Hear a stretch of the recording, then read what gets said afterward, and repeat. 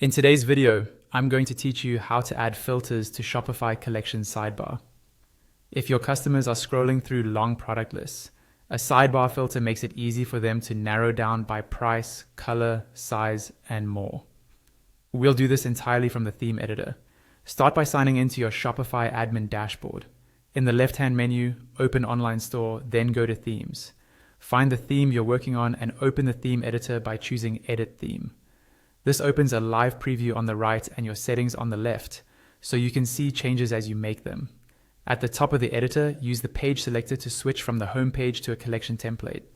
Choose Collections, then select the default collection template so you're editing the layout most of your collections use. Once you're previewing a collection, look for the product grid section in the left sidebar of the editor and select it. This is where you control how products and their filters appear on collection pages. Inside Product Grid, find the filtering and sorting settings. Next to filter layout, open the dropdown and change the setting from horizontal to vertical. Vertical places the filters in a sidebar beside your product grid, keeping the top of the page clean and giving shoppers room to stack multiple filters as they refine their results.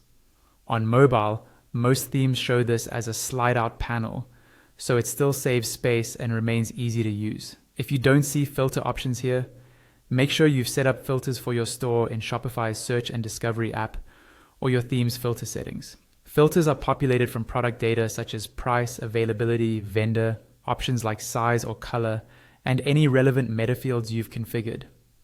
A filter will only appear if your products actually have data for it, so double check that your catalog is tagged and structured consistently. After switching the layout to vertical, click Save in the top right corner to publish the change. Refresh the preview and try applying a couple of filters to confirm everything behaves as expected. It's a good idea to test on desktop and mobile so you can see how the sidebar or drawer feels in both views. That's it.